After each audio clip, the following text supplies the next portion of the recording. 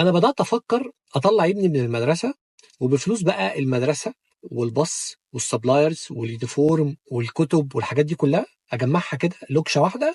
واعمله بيها مشروع. هو انتوا معايا ولا انا لوحدي ولا في ايه؟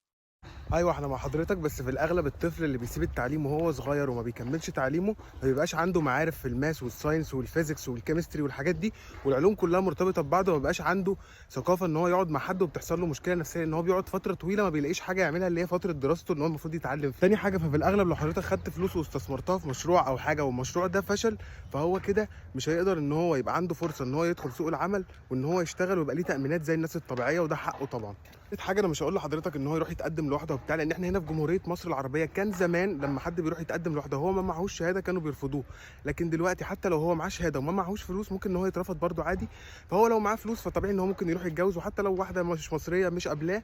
يعني حتى لو واحده مصريه مش قابلاه فممكن ان هو يروح يتجوز واحده من بره مصر او من حته. هو افضل حاجه ممكن حضرتك تعملها لو حضرتك مقتدر او عندك ملاءه ماليه كويسه ان انت ممكن تدخله مدرسه متوسطه خالص زي مدارس تجريبي وكده، وتستثمر بقيه الفلوس اللي هي ان انت كنت بتفكر انت تستثمرها عشان ما تحطهوش في ريسك او ان هو يتعرض ان هو يفقد تعليمه ويفقد دراسته. معظم الناس اللي احنا بنشوفها معاها فلوس ومش معاها شهاده بيبقى عندها حاجه ناقصه، لان التعليم في سن كبير بيبقى صعب واستقبال المعلومه ما بيبقاش سهل زي ما هو كان سنه صغير وممكن ان هو يستقبل معلومات كتير جدا.